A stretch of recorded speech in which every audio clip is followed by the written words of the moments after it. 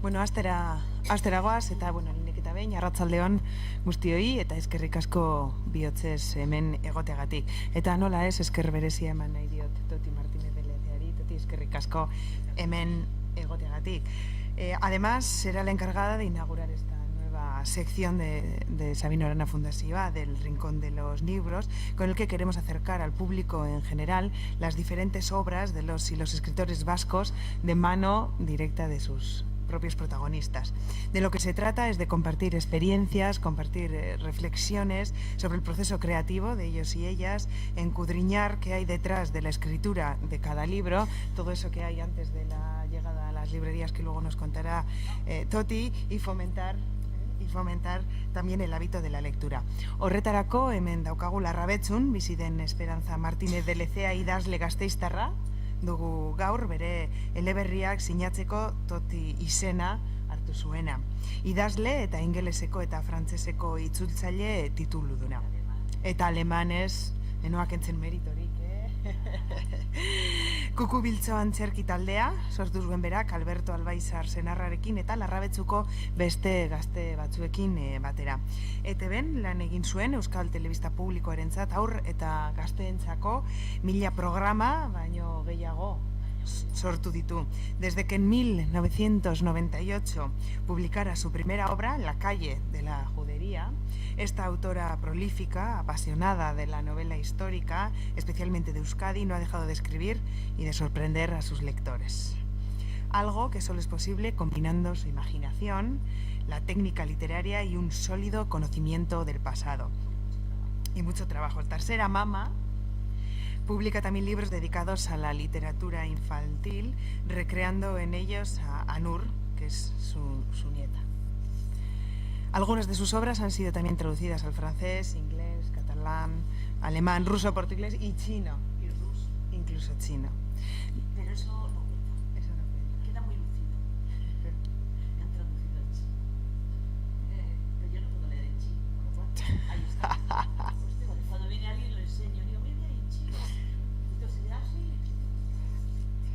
Bueno, como veis, creo que yo tengo que terminar y le tenemos que dar paso a Toti. Lo que sí, antes, para quien queráis hacer alguna pregunta, alguna sugerencia, alguna consideración, las podéis hacer luego, pero si queréis tenéis unas tarjetas en vuestros asientos para que quien quiera rellenarla y hacer la pregunta, pues se lo entrega a cualquiera de los chicos o chicas que está por aquí y luego Toti intentará responderla. Toti. Ziogatik, mi esker etortzeagatik, mi esker. Asko hitz egiten dut, orduan, bueno, pues, a ver, komeni bat daukagu, 45 minutu, ordu bat, eta... Baina, normalki ordu, terdi bi ordu. Bai, tranqui. Ez nahi zain beste hitz egingo dut. Bueno, pues, que gracias por venir. Interesante la idea de crear un txoko, bueno, el txokoa, este liburu en txokoa, que, pues, para hablar de libros, porque últimamente con lo de las nuevas tecnologías se habla muy poco de libros, ¿no? Todo el mundo está muy puesto, yo la verdad es que estoy bastante mal puesta, pero bueno, no sé, vamos muy deprisa, las nuevas tecnologías llegan, bla, bla, ahora que sí, resulta que dicen que con la inteligencia artificial se van a poder escribir hasta novelas. Tú le das el argumento, los personajes, el lugar, la época y tal, y ¡puf!, te sacan una novela. Bien, pues bueno, pues felices Pascuas. No estaré yo para verlo. No creo, todavía tardarán. Bien, lo mío. Pues es que no fui buena estudiante. Acabé el bachiller a trancas y barrancas, pero era muy habladora siempre desde que nací. Así que mi padre fue el que dijo, pues, vete a aprender idiomas, que a lo mejor te ganas la vida hablando idiomas. Ya había estudiado en el Colegio Francés de Vitoria-Gasteiz y me fui a Francia, después fui a Inglaterra, fui a Alemania. Volví a Inglaterra. Entre tanto le conocí a mi marido, que es de Bilbao. Siempre había dicho que nunca me casaría con un bilbaíno. Soy de Vitoria. Con un bilbaíno y además ingeniero. Pues ala, con un ingeniero y además bilbaíno. Y lo conocí en Alemania. Y se me declaró en alemán. Y dije, esto es tonto. Esto es tonto. Y le dije que no. Y luego me lo volví a encontrar 3 años más tarde en París y no se declaró en francés. Y dije que vale. Vivimos en Francia y luego cuando volvimos aquí, la idea era clara, queríamos caserío, queríamos pueblo euskaldun. Él trabajaba en Basauri, entonces pues pueblo Euskaldun, caserío, casa vieja para restaurar y un jardín. Primero pensamos en un caserío, baserri, queda muy bucólico y pastoril, pero luego pensé, y cuando seamos viejos, los hijos hayan marchado, ¿qué hacemos tú y yo aquí? Que hay que calentar, hay que limpiar, y además yo no conduzco, y si hace falta algo, ¿qué hacemos? Ahí perdidos. Así que buscamos en el pueblo, y en el pueblo encontramos, en Larrabechu. Llevamos 48 años, llevamos allí. Así que bueno, muy bien. Y yo sé euskera porque lo he aprendido autodidactamente, es decir, no he ido a clases, ya sabéis, en nuestra época pues no se podía aprender euskera, no había libros, no había nada, no había maestros, no había nada, y lo he aprendido pues escuchar, y luego ya dices, sí, pero luego ahora sí, pero ahora yo ya no tengo ganas de ir a clases y estas cosas, las cosas como son. Entonces, bueno, pues he aprendido escuchando y he aprendido leyendo, sobre todo leyendo, que leer leo bien y escuchar también, aunque parece que no, escucho. Y bueno, pero no puedo escribir en euskera, ese es mi problema, esa es mi pena, por decirlo de alguna manera. Sin embargo, puestos a presumir, soy la autora que más libros tiene en euskera, la que más. No sé si tengo 50 y tantos libros publicados en euskera. Pero son traducciones, digo, vale. Una vez me encontré con uno que me dijo que me leería ni irakurriko dizut euskeraz idazten duzunean, euskeraz. Ni beti jatorrizkoa irakurtzen, beti jatorrizkoa, siempre original. Le digo, encantada de conocer a alguien que ha leído a Dostoyevsky en ruso. Y me dice, no, yo la literatura vasca, solamente en euskera, original. Le dije, pues qué poco has leído, querido, qué poco has leído. No somos un pueblo de escribir, nunca lo hemos sido, no lo somos, nos han escrito la historia, nos han escrito todo. Las referencias que hay sobre nosotros vienen de otros, vienen de romanos, vienen de godos, vienen de musulmanes, vienen de españoles, pero no vienen de nosotros. Nosotros no hemos escrito. Alguno por ahí perdido, algún cura que escribía algo, pero que no hemos escrito. Un par de autores en el siglo XIX, bueno, en castellano, Villoslada y Campión. Luego en el siglo XX, pues alguno más. A finales del siglo XX, o sea, hacia 1980, es cuando empieza la literatura euskaldun que conocemos ahora, y vasca también, que es cuando empieza a haber gente que escribe. También hay que tener en cuenta que tampoco teníamos editoriales, no teníamos editoriales, ni en euskera ni en castellano, no había editoriales, no había tantos escritores como hay ahora, eso también es verdad. A finales, ya te os digo, del 20, hacia 1980, una cosa así, empieza a haber escritores, y bueno, ahora hay un montón, escritores y escritoras, un montón, tanto en castellano como en euskera, vascos quiero decir, tanto en uno como en el otro. ¿Por qué empecé yo? Pues porque no lo sé. Sí que os puedo decir que yo a los 5 años no sabía que iba a ser escritora, porque a veces oigo unas declaraciones que ya le digo a mi marido, no voy a ser famosa nunca. Es que yo ya sabía, desde que tenía uso de razón, que iba a ser escritora, porque mi vida es la literatura, porque yo siempre he querido escribir. Pues yo no, ni mi vida es la literatura, ni a los 5 años pensaba escribir, y a los 5 años tampoco leía, pero a los 8, 10, 12 empecé a leer, y hasta hoy, y he leído de todo, según la época, según las edades, según tal, y especialmente el género histórico, y lo pongo entre comillas, porque hasta mediados del siglo XX, en la literatura era poesía, teatro, ensayo, biografía y narrativa. Y nadie dijo cuando Tolstói escribió Guerra y Paz que aquello era una novela histórica. Y nadie dijo cuando Víctor Hugo escribió El jorobado de Notre Dame que aquello era una novela histórica. Novela histórica, para mí, es todo lo que ha ocurrido. Bueno, se puso de moda que si novela romántica, nosotros le llamábamos novelas de amor, y a la de vaqueros, y a las que ahora les llaman noir, o black, o yo qué sé, o negro, pues se les llamaba novelas policíacas. Es lo que yo, novelas de aventuras, novelas tal, pero luego empezaron a poner etiquetas, y a los que hacían novela en el pasado, pues histórica. Pero resulta que si estudias un poco la literatura universal, pues yo que di, entre el 85 y el 90% de todos los libros, novelas, que se han escrito en el mundo, son históricas. Porque una novela histórica no es ponerle una pluma o una falda larga o un caballo al personaje. Es escribir algo en una época en que tú no has vivido. Yo no viví la guerra civil. Si escribo sobre la guerra civil, estoy haciendo una novela histórica. Yo no viví cuando mi abuela era joven. Si quiero escribir la historia de mi abuela, estoy escribiendo una novela histórica. Me tengo que documentar cómo andaban, cómo vivían, cuánto cobraban, cuánto costaba el pan. Es que es agobiante. Y claro, cuando te vas cada vez más atrás, pues más tienes que más tienes que estudiar. Primero porque nos es más lejano y, por ejemplo, pues porque hay menos documentación o hay más, dependiendo. Normalmente no utilizo personajes históricamente hablando, documentados, porque no me permite ser libre para hacer con mi personaje lo que yo quiero. Así que prefiero escribir lo que me da la gana. Bueno, pero antes de todo eso, no tenía intención de escribir, vamos, que no se me había ocurrido lo de escribir una novela, no se me había ocurrido. Hasta que tuve 49 años, hice una apuesta con un amigo, que le dije que iba a escribir una novela, el otro me dijo que yo no era capaz, que era demasiado movida y tal y que cual. Y le dije que apostamos, pues una comida, la gané. Ahora, también fui nadadora de campeonatos. Y si ahora me decís a que no eres capaz de atravesar la ría, digo que no, ni me molesto. O sea, hay cosas... Pero esto era... Pues a lo mejor sí, a lo mejor puedo. ¿Y por qué sobre todo? Pues porque no había novela de esa histórica aquí.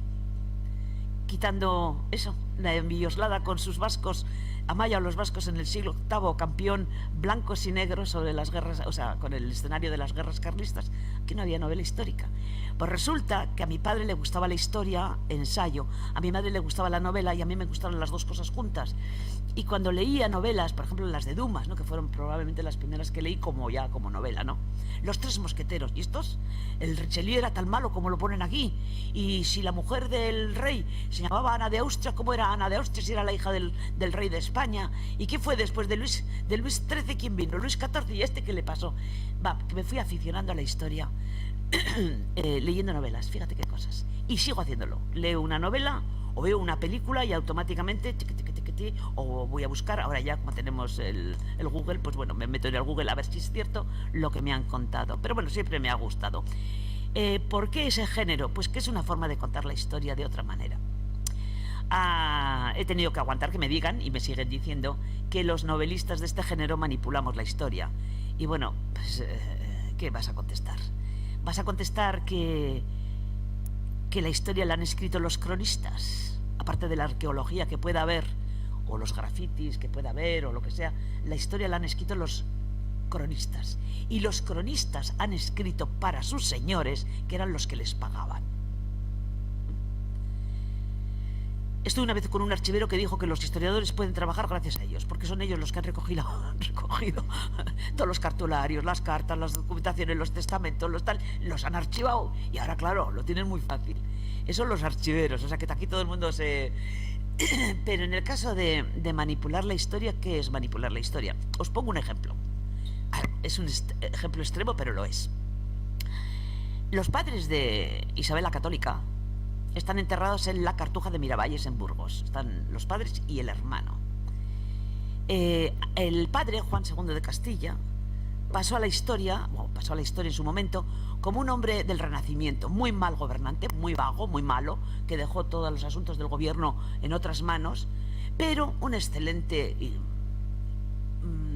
¿Cómo se llama esto? Pues eso, un hombre del Renacimiento, que sabía cantar, que sabía bailar, que tocaba la vihuela, que era un mecenas de los artistas, de pintores y esto, que montaba caballo de cine, que era un magnífico cazador. Vale, y así se quedó, y así ha pasado a la historia. Lo que pasa es que con la manía del ADN, pues hace unos cuantos años se abrió la tumba de estos señores para ver, por curiosidad, y encontraron que lo que quedaba, claro, del padre de este rey Juan II de Castilla, pues que probablemente había tenido un accidente de caballo siendo joven y tenía una pierna más corta que la otra, o sea, estaba como torcido, y también la mandíbula torcida.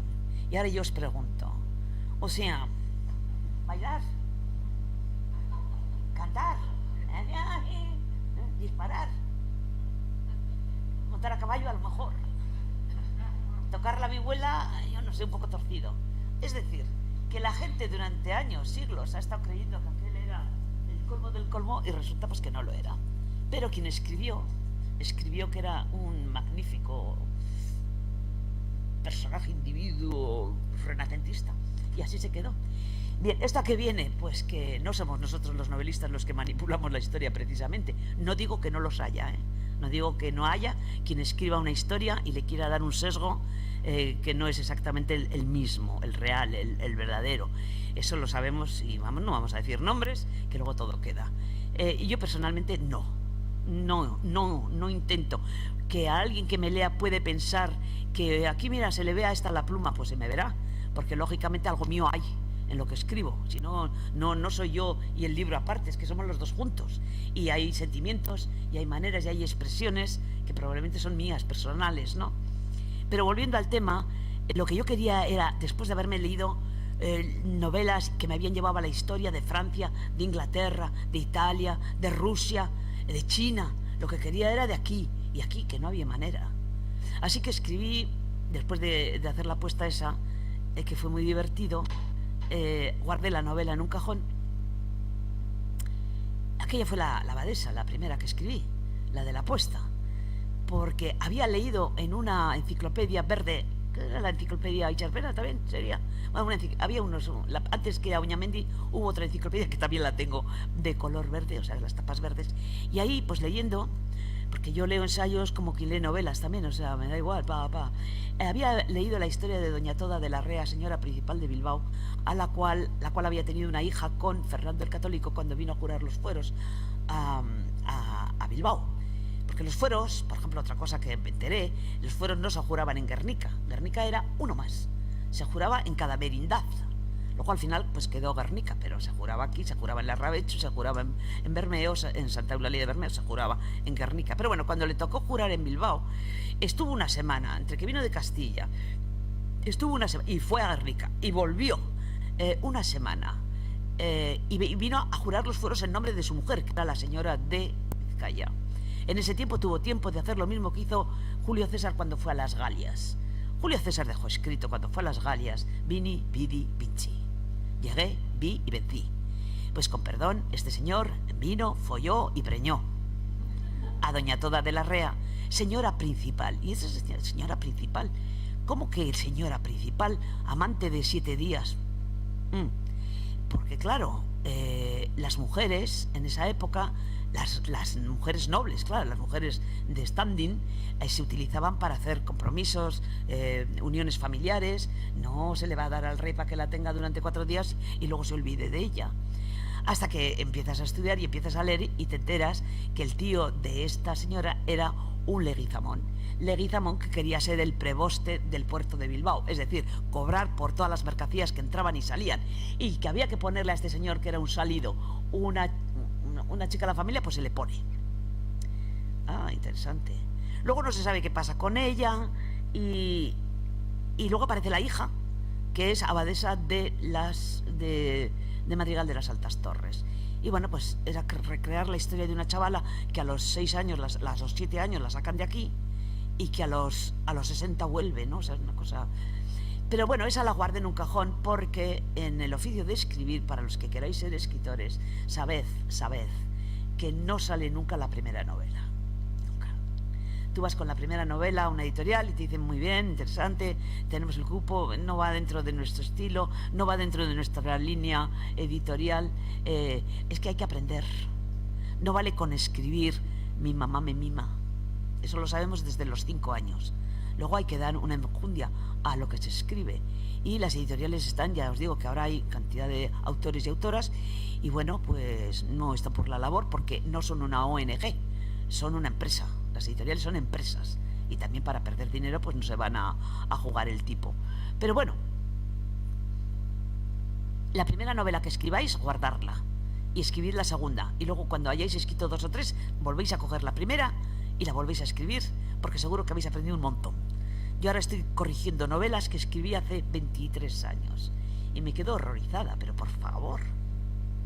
una coma de que sobra, una coma que falta, un párrafo que no debía estar aquí, una escena con un personaje, María, María, María, María, María, María, 7 veces María en la misma página y está ella sola. María se levantó, María suspiró, María miró por la ventana, pero bueno, que ya sabemos que es María, coña.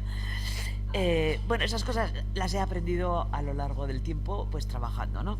Bien, la segunda novela que dije, esto se puede hacer. Porque lo importante cuando empiezas a escribir no es empezar, es muy fácil. Era un día soleado de abril cuando nos juntamos. ¿Y luego qué? Que hay que ir hasta el final. Y además no hay que ir así, hay que ir así. Así que guardé la novela y me puse a escribir, dije, lo puedo hacer. Y me puse a escribir la siguiente, que fue La calle de la Judería. ¿Por qué? Pues porque soy de Vitoria-Gasteiz. Porque mi padre fue el fundador del Club Natación Judith Mendy, porque yo aprendí a nadar en la piscina de Judith Mendy, porque me pasé cuando aquello era Judith Mendy, cuando era todavía Campa, cuando era el cementerio de los vitorianos judíos. Y bueno, me interesó y dije, qué interesante, ¿no? Así que empecé a buscar y no encontré nada, poquísimo sobre el tema, en Vitoria-Gasteiz. En Toledo y tal, vale, pero en Vitoria, aquí, en el país, muy poco. Aún así seguí buscando y buscando. Me compré un libro de recetas sefardíes y me las hice para oler, porque cocinaban con aceite y los cristianos cocinaban con sebo, y vale, pues tal. Genial. Luego pensé que las juderías de otros lugares de Navarra, por ejemplo, que estaban documentadas, la de Estella, la de Iruña, la de Tudela, pues tendría bastante parecido con la de Vitoria-Gasteiz.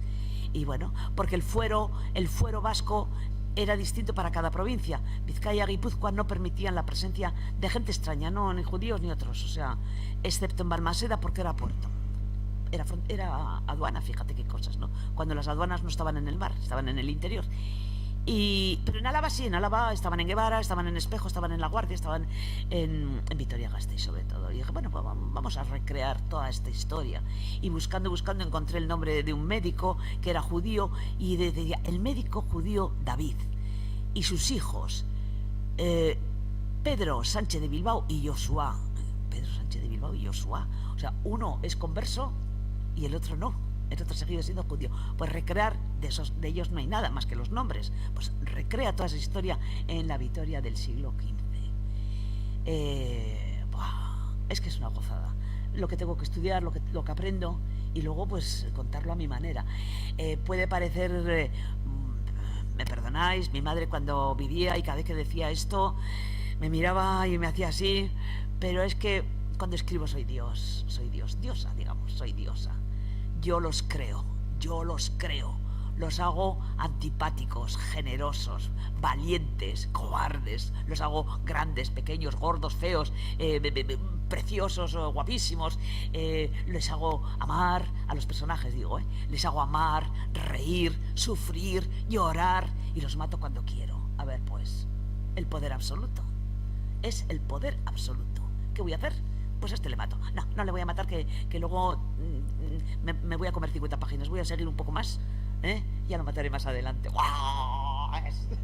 Es un poder. Bien, antes de todo esto se me olvidaba, se me ocurrió, estuve dando para el gobierno vasco unas charlas después de la fundación del Cucubilcho, del grupo de marionetas que siempre trabajó en euskera. Me pidieron de educación del gobierno vasco unas charlas para maísus y andereños. Era el momento en el que se estaba creando material para la escuela pública. No había libros, no había nada. Había que crear todo un sistema educativo en euskera. Entonces me pidieron si yo podría pues trabajar el tema de las marionetas para el elivitasun, o sea, para el bilingüismo. Hacerles a los maestros y andereños, enseñarles cómo hacer una marioneta sencilla y luego trabajar. Ni naiz Perú, nor zarazu, o sea, ni naiz Perú, nor zarazu, ni yo naiz, eta zu zer estando zu, Perú, ni Perú naiz, o sea, era un poco trabajar voces en las marionetas y tal. Y luego les decía, hacerme grupos y contarme un cuento. Y entonces me contaban siempre los mismos cuentos, la Caperucita Roja, Atichushia, el pato feo, los tres cerditos. Y yo les preguntaba, ez dakizue, Euskal Herriko historioak, leyendak ipuinak. Y no sabían. Y estoy hablando de 1980 y algo. Pero para entonces me había leído toda la obra de Barandiarán y de Resurrección María de Azcue. Me sé cualquier leyenda, preguntadme, porque me las sé todas, de memoria. Y eso que antes leía a Andersen y a los Grimm y lo que queráis, pero cuando me metí con Barandiarán, que mi padre me regaló, porque mi padre solo me regalaba libros, me aprendí las leyendas. Y entonces se me ocurrió, dije, pues bueno, pues esto, volví a casa y le decía a mi marido, es que esta gente no sabe las leyendas, la historia, los cuentos del país. Los cuentos, las leyendas del país se dejaron de contar cuando se dejó el fuego bajo, cuando se dejó la chimenea, cuando apareció la luz, cuando apareció la radio, ya se dejó de contar. A mí alguna vez me viene un joven diciéndome, o una chica por lo general, a mí mi abuela me contaba leyendas. Digo, a ti tu abuela no te contaba nada. ¿Cómo sabes? Digo, porque yo he tenido abuela y bisabuela y son bastante mayor que tú. Y eran de pueblo. Y lo que contaban eran chascarrillos, pero leyendas de dragones, Tinguma, Aiseco, Gahueco, Mari, yo qué sé, Lamiak, Herraldoyak. De eso nada, maja. A mí no me cuentes historias porque no. Entonces pensé, y le di vueltas. Fui a hablar con Barandiarán, fuimos a hablar con Barandiarán a Town, tenía 100 años, le hacías así, lo tirabas, pero te decía, en la cuarta balda, el 5 volumen, el que pone no sé qué, y tú, y luego además la sobrina, que nos había dicho que nos daba 15 minutos. Y estaba el de espaldas, la puerta estaba ahí, nosotros estábamos ahí, una mesa, y entonces, claro, de vez en cuando se abría la puerta, y yo pues se nos notaba, y decía él, ¿qué? ¿La sobrina? Ni caso. Estuvimos un montón de tiempo hablando con él. Y le conté que mi idea era recoger lo que ellos habían recogido, o sea, no crear nuevo, sino recoger lo que ellos habían recogido, pero darle una visualidad más moderna, más actual. Porque claro, aquellos libros pues son lo que son. Y luego además hay leyendas que tienen 2 líneas, hay leyendas que tienen una página, y pues armonizar un poco y poner gráficos o láminas o algo. Y me dijo que sí, y me dijo 2 cosas. Una, que sí, pero que si lo que yo quería era recoger lo que ellos habían recogido, pues que me limitase a recoger lo que ellos habían recogido, y que si tenía que poner unas páginas armoniosas, bueno, pues que añadiera paisajes. Si esto ocurre en tal sitio, bueno, pues añades los montes que aparecían en la lejanía, a la luz del sol del amanecer y tal, o añadir diálogos si quería, pero que no cambiara la historia. Si el personaje moría, si el personaje tal, pues que lo dejara como el tal. Eso me dijo. Y luego me dijo, porque cada generación tiene su propia mitología, ¿no? Cada generación crea su propia mitología, porque no sabemos si estas leyendas han sido así siempre, probablemente no, porque yo te cuento, cuando era oral, yo te cuento, tú le cuentas, yo quito, yo pongo, y yo le añado según las modas, según los miedos, según de cada momento, ¿no? Entonces no podemos saber si la leyenda del vaso jaun es la misma que se contaba en el siglo XV o en el siglo X. Y le dije, pues eso, Jesucito, vale, yo prometo.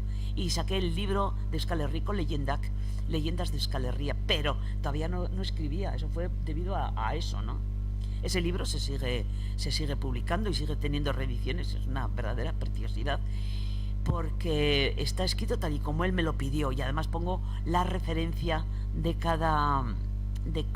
dónde sale cada leyenda, quién la recogió, o Chao, o Satrústegui, o quien fuera, y lo pongo en tal libro, en tal cosa. Solo hay una leyenda, hay 2 que son mías. Yo siguiendo lo de Barandiarán, pues que cada uno crea su propia mitología, pues lo voy a crear yo también. Y fue mi primera, por decirlo así, mi primera entrada pero que no me di cuenta entonces. Simplemente lo hice porque la primera leyenda es la leyenda de Euskilore, no aparece en ningún sitio. Es que no está, es que no hay. Una sola persona me escribió una vez diciéndome de dónde ha sacado la leyenda de Euskilore, porque yo no la encuentro, y le tuve que decir, no, es que no está, me la he inventado. Pero eso sí, me la he inventado en base a lo que se cree, que los pelillos de la flor, que la flor, que tiene forma de sol, ahuyenta a los malos espíritus, y que los pelillos, las brujas contando los pelillos, pues se les hacía de día, y que es una planta que se ha tenido siempre como protectora, y se ponía en los establos y en las casas. Esa es la primera, esa sí es inventada por mí. Y luego la segunda, que no es inventada por mí, pero me la transmitió alguien, mi padre.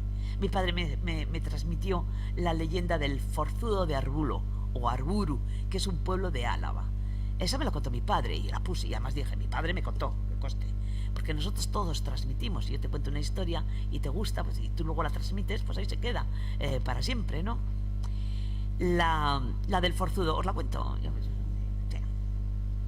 para que veáis cómo se crean las historias, ¿no? La del forzudo de Arburu. Mi padre contaba que en épocas antiguas, en épocas romanas, cuando los romanos llegaron a Euskal Herria, que entonces no era Euskal Herria, ni era Baskonia, ni era nada, eran las tribus huasconas, vasconiae, pero no había país, no había nada, eran tribus sueltas. Bueno, pues no consiguieron conquistarlas. No consiguieron conquistarlas. Porque, claro, la lucha de guerrillas, los montes, la orografía, todo muy difícil. Entonces decidieron hacer 2 combates. Uno aquí y otro en Roma. Del combate de aquí no se tiene ni idea, pero del de Roma sí. A Roma fueron los vascones a luchar con los mejores guerreros romanos. Entre ellos el forzudo de Arburu, que era un campesino que tenía unas vacas y unas huertas, pero que era grande y era fuerte. Se lo llevaron a luchar. Cuando llegaron al Coliseo, se encontraron ellos vestidos con pieles, con espadas, espada pequeña y con escudos de piel de cabra. Los romanos, sin embargo, llevaban ¿cómo se llama? Armadura, escudo, casco, pantorrilleras, espadas largas y escudos de hierro. Entonces empezó la lucha, el combate, con el César allí presente. Tampoco se sabe que César ni nada. Y bueno, pues iban venciendo los romanos. Y entonces el forzudo de Arburu, que además de ser a la vez noble, cortés, era listo, se dio cuenta de que la armadura de los romanos les llegaba al estómago y dijo: sabeletic, edo sabelean, a la tripa. Y entonces los vascones, pum, pum, pum, pa, a la tripa, pum, pum, pum, pa, y acabaron con todos los romanos. Habían vencido, pero no, señor.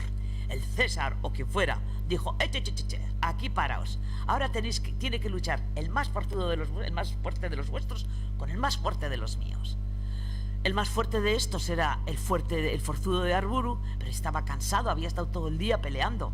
Y el más fuerte de los romanos era uno que no había salido y ni había peleado. Un negro de 2 metros de alto, y además la lucha no era a espada, era a cuerpo. Lucha libre. Y el romano, el negro romano, salió todo un tau de aceite, todo un tau de grasa. Cada vez que el forzudo intentaba agarrarlo, se le escurría. Y intentaba agarrarlo y se le escurría. Pero como os vuelvo a repetir y os vuelvo a decir, el alavés, además de ser noble y cortés, era listo, dijo: ¿dónde no tiene este aceite? ¿Dónde no tiene este aceite? ¿Y qué hizo? Le metió el dedo por el culo, lo giró sobre su cabeza y lo lanzó a la tribuna. Luego volvieron a casa tranquilamente y él volvió a sus huertas y a sus vacas. Esa es la historia que me contaba mi padre y la puse en el libro de leyendas. Lo siento, pero también puse que era de mi padre. No sé quién se la contaría a él, la verdad, las cosas como son. Pero bueno, es la transmisión. Y esa fue mi primera intrusión en el tema de escribir y de que se publicara algo. Y luego, volviendo a las otras novelas, la idea era esa: contar nuestra historia, porque hay historiadores muy buenos, ensayistas muy buenos, pero la gente no lee los ensayos como yo, no lee la historia como yo, o sea, no la lee.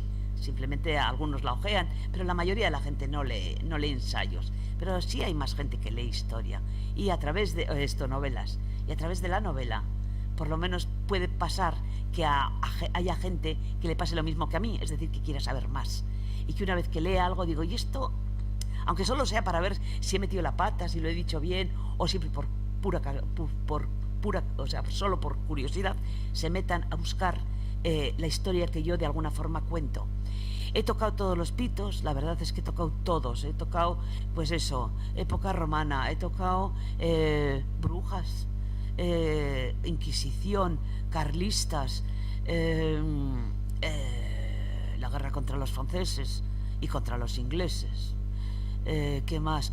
La guerra civil. O sea, he tocado todos los pitos. Y si eso lleva a que la gente le pueda interesar leer, aprender o buscar material serio, entre comillas, pues oye, bienvenido sea, ¿no? Lo que hago, ¿no? Aparte de pasarlo yo bien y de tener que estudiar y trabajar.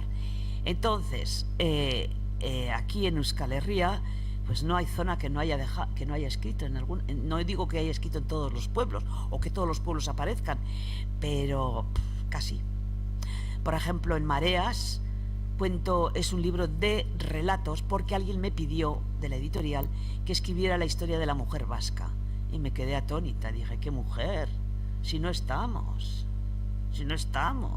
no aparecemos en ningún sitio, alguna de vez en cuando, la monja aquella, la monja Alférez y alguna más, Doña Toda, no la de la Rea, la mía, la otra, la Doña Toda, reina de Navarra, y poco más, ¿no? No hay material.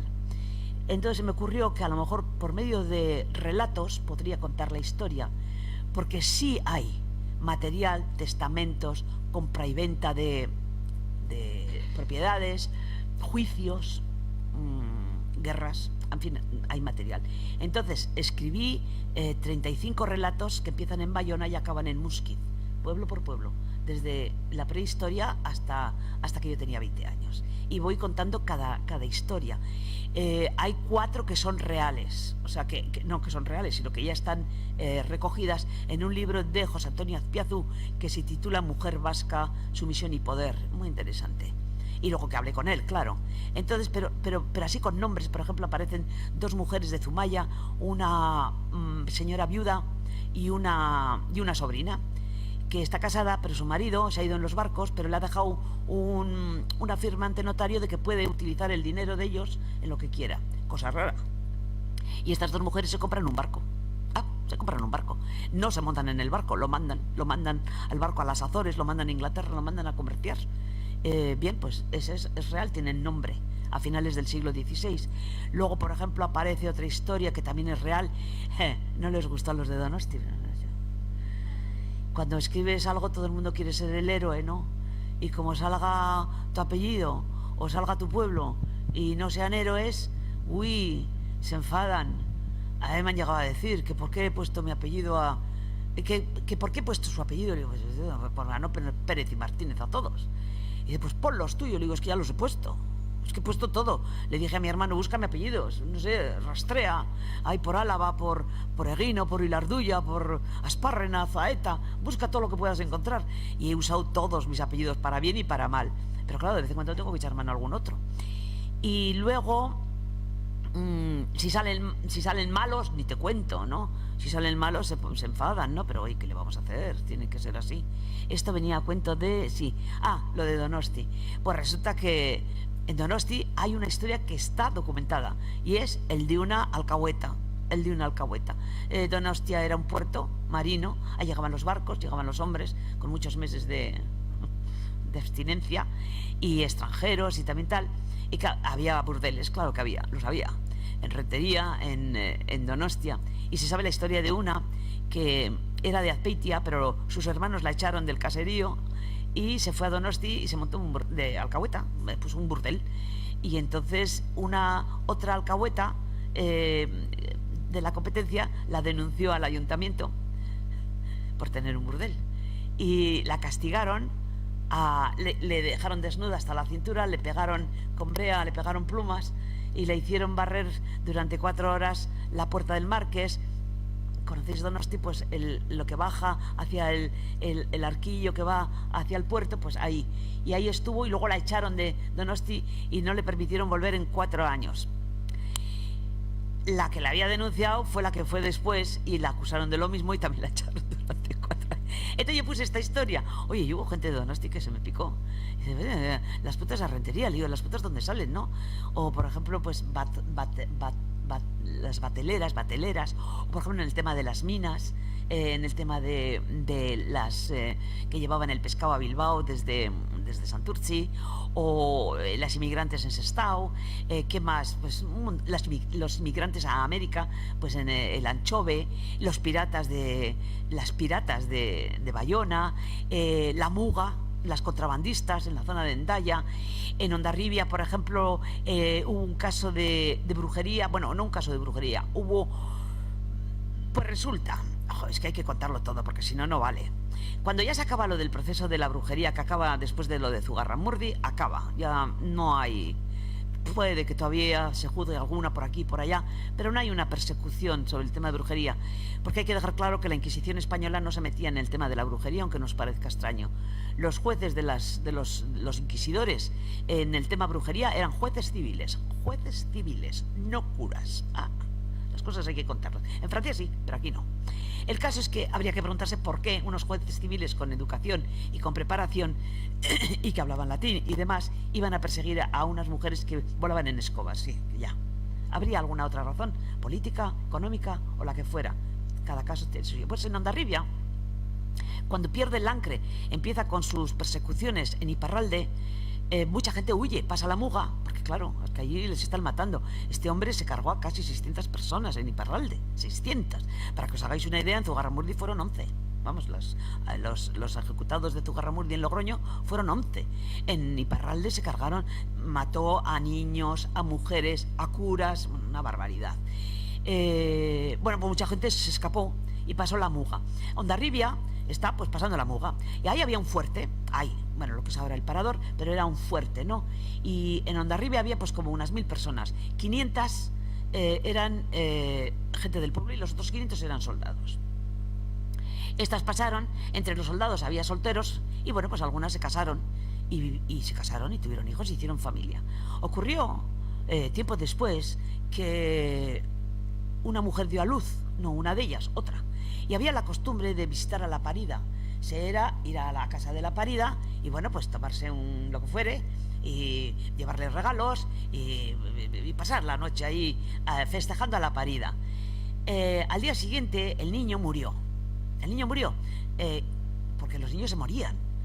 Se morían de malnacidos, de pestes, de hemorragia, de suciedad, se morían. El niño murió y entonces la madre le acusó a una de las mujeres, que era una de las francesas, y digo francesas porque les llamaban francesas, y además eran raras y eran brujas.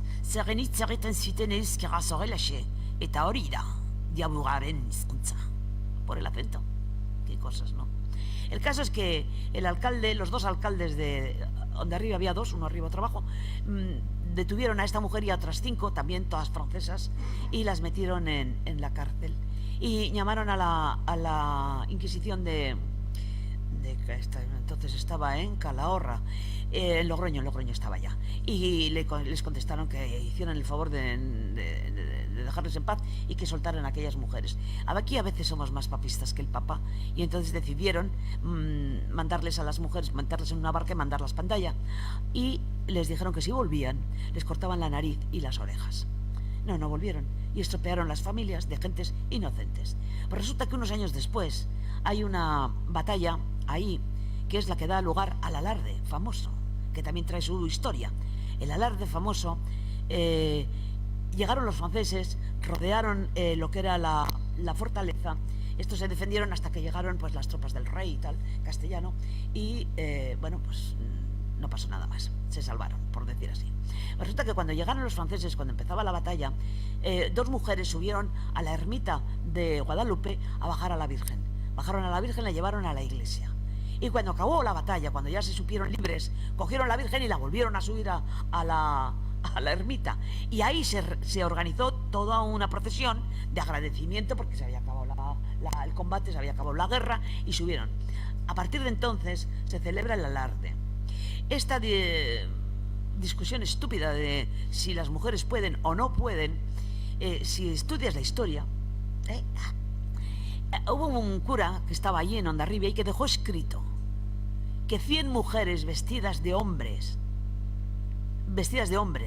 se presentaron ante el gobernador de la plaza y pidieron defender la plaza. Se presentaron vestidas de hombres y con armas ante el gobernador de la plaza y pidieron defender la plaza, y fueron enviadas ya lo dice la zona. Está registrado, está recogido. Es un escrito de una persona que estuvo allí. Si de los 1000 habitantes solamente sobrevivieron, de los 1000 soldados y ciudadanos, solamente sobrevivieron 300 o 400, es de suponer que aquellas mujeres, aquellas 100 que fueron a defender la plaza, también murieron. Y que vengan ahora diciendo tonterías de que no pueden ir. Yo no iría, porque eso de coger una escopeta ni tonta, pero bueno, que quieran ir. pero que no pongan como disculpa que las mujeres no estaban en la batalla. Estaban, allí estaban. Bien, pues en este libro de Mareas esa historia aparece junta con la de las brujas, como una de las que estaba esperando para tirar tiros. Se acuerda de que ella fue una de las niñas que denunció a aquellas mujeres, ¿no? Bien, pues estas son las historias. Es decir, 35 pueblos que ya he tocado. Vitoria, que ya he tocado. Vitoria vuelvo a tocarlo con A la sombra del templo, la construcción de la catedral.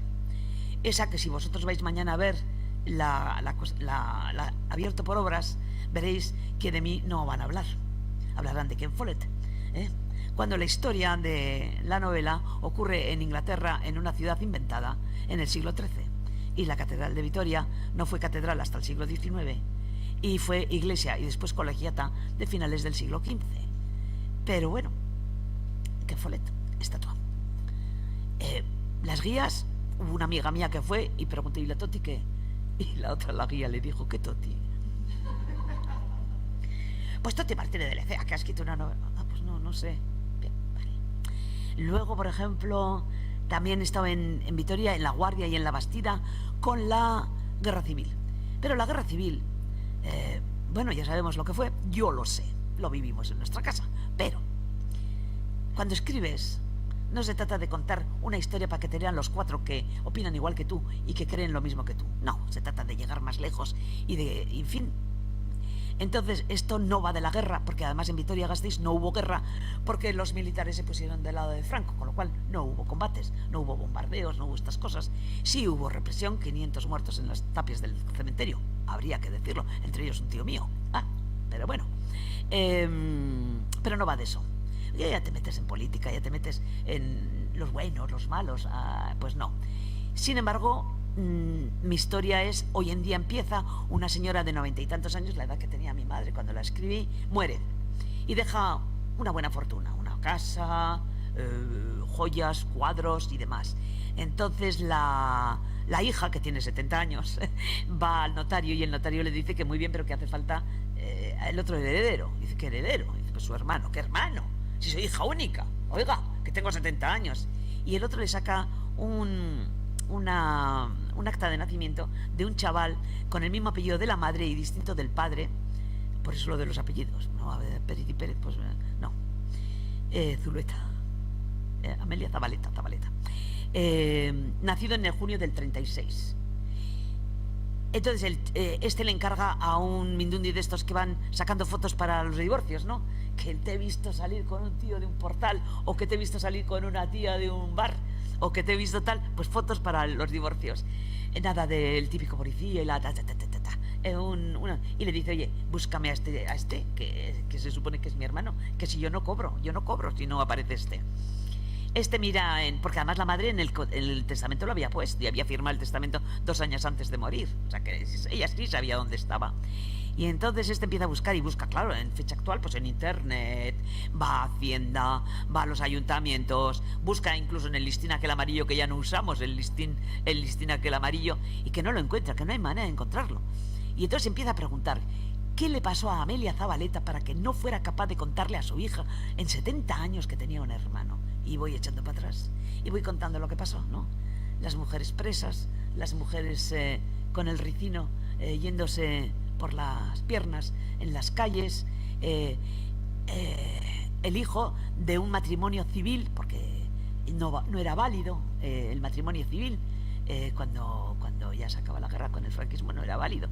Entonces, y ya viene alguien que me dijo, ¿te has apuntado a la moda del niño robado? Y digo, no, me he apuntado a la moda del niño oculto para que no te lo roben, que es distinto. Bien, pues eso también lo he hecho. En Guipúzcoa, estaba comentando, pues hay una novela que se llama La Brecha, y es la brecha. En la Guerra de la Independencia, esa que llaman la Guerra de la Independencia, Donostia estaba ocupada desde hacía 5 años por los franceses, pero siempre está ocupada por los franceses, y siempre se han llevado muy bien los donostiarras con los franceses que los tienen ahí al lado. Bien, pero seguían siendo los opresores. En eso llega el ejército liberador, que son los españoles con los ingleses y los portugueses. A los españoles, que entre los cuales hay dos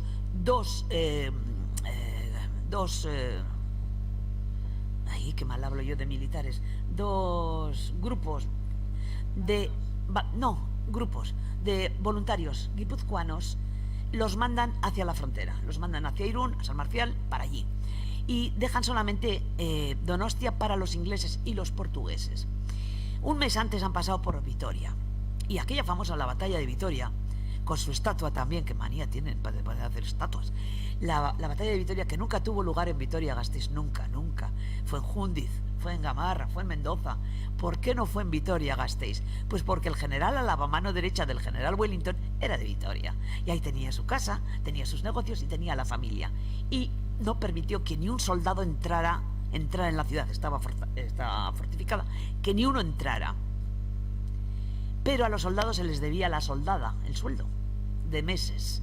Y sabían perfectamente los mandos que la siguiente era Donostia antes de pasar la frontera a Francia, y que allí sí iban a permitir el botín. Lo iban a permitir. Sabían perfectamente lo que iba a pasar. Cuando estos consiguen hacer la brecha en la muralla, que era una zona que estaba más debilitada por otras guerras, los franceses pierden, suben a Urgul y ahí se esconden. Bueno, ahí se quedan. Los donostiarras salen a recibir a los supuestos liberadores con cerveza, con, yo qué sé, vino, panes, yo qué sé. Y lo que encuentran es a unos soldados absolutamente histéricos, porque la batalla debe de tensar mucho les pone muy tensos a los soldados, porque mueren, matan, se les mueren los compañeros, que entran a saco, disparan, violan, roban, todo eso en una noche, el 31 de agosto de 1813, en donde ni un donostiarra se salvó. Al día siguiente, a los habitantes, incluidos los curas, incluidas las monjas, los echan de la ciudad, los echan, y cada uno que se vaya donde... Claro, los que tenían caserío, familias, vale, y los que no tenían, ¿qué? Pero bueno, los echan y luego van casa por casa, roban todo lo que es bueno, muebles, cuadros y demás, lo llevan a pasajes para mandar a Inglaterra. Lo otro, lo corriente, mesas, sillas y demás, a la provincia, a los mercadillos. Pero resulta que hasta hace no mucho tú entrabas en las webs del país nuestro, por ejemplo NTV, entré yo, y ponía la quema de Donosti realizada por los franceses hace pues 10 años o una cosa así. Te quiero decir que, y mira que está documentada la historia. Bien, bueno, pues he tenido el gran placer de que esa se escribió hace también 15 años, no sé, que este año pues me han hecho un musical en Donosti. Me lo han hecho, ha sido para mí sola. No, ha sido una pasada. Verles bailar, verles cantar, verles hablar, un decorado, soldados, pero sobre todo el pueblo que sufrió aquella barbaridad. Y sabemos que, por ejemplo, los soldados ingleses y portugueses violaron a todas las mujeres de Donosti entre 8 y 80 años, porque un año después en Zubieta hubo una reunión de hombres que declararon ante un notario lo que había pasado esa noche. Y está escrito también, o sea que no me lo estoy inventando, está escrito. Lo que pasa es que, y además hay registros en las dos parroquias, en San Vicente y en Santa María, de los niños nacidos a los 9 meses sin padre. Y de hecho hay un apellido que se llama Brit en Donostia, que es británico, o sea, descendiente de los Brit, de los que anduvieron aquí follando gente y violando mujeres. Bien, mi historia va de lo que sufre la gente del pueblo, la gente de a pie, cuando ocurre una cosa de esas, ¿no? Mujeres violadas, mujeres embarazadas sin quererlo. Bien, pues va de eso.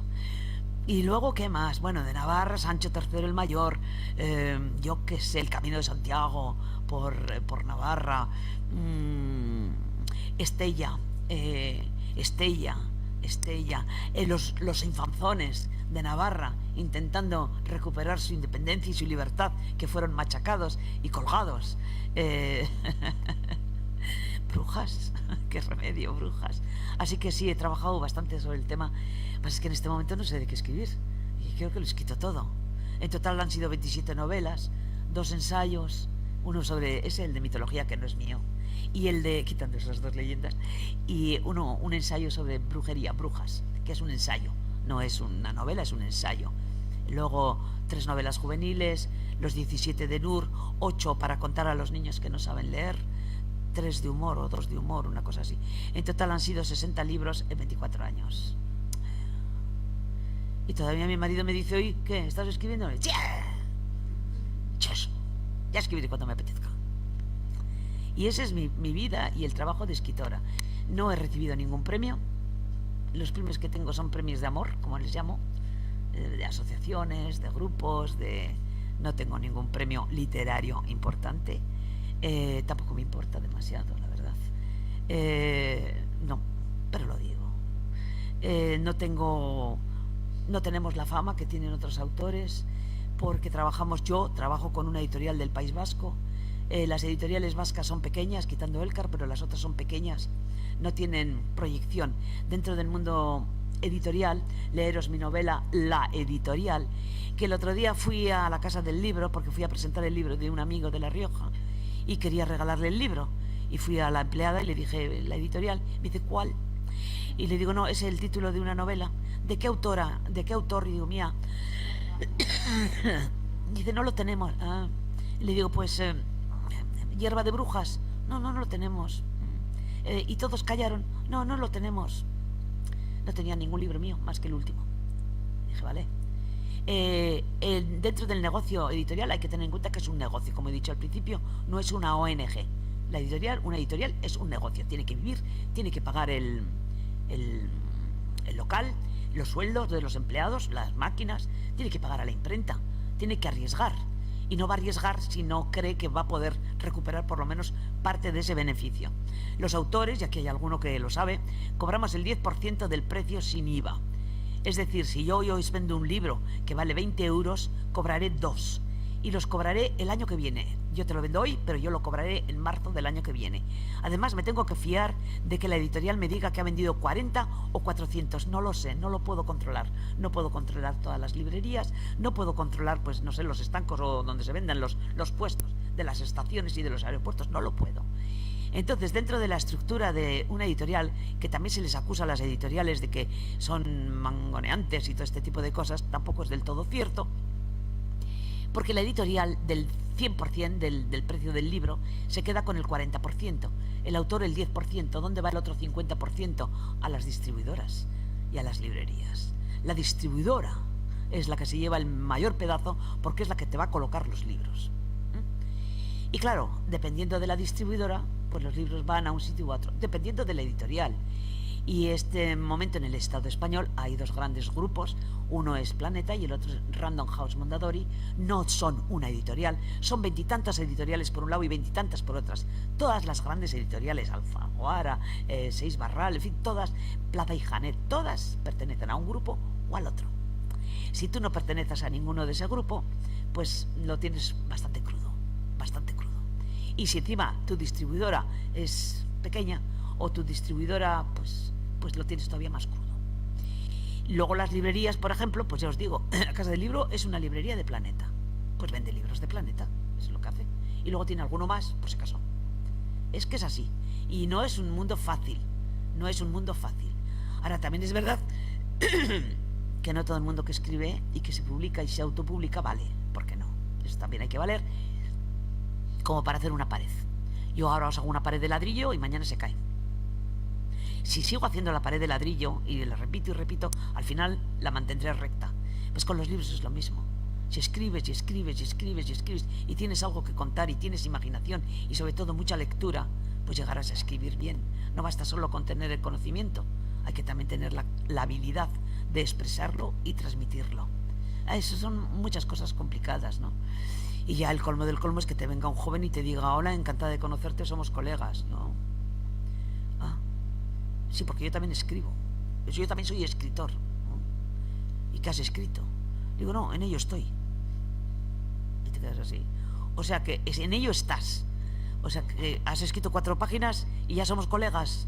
Va a ser que no, querido. Lo que pasa es que no se lo puedes decir, pero es que es así, que no somos todos iguales, como en ningún oficio.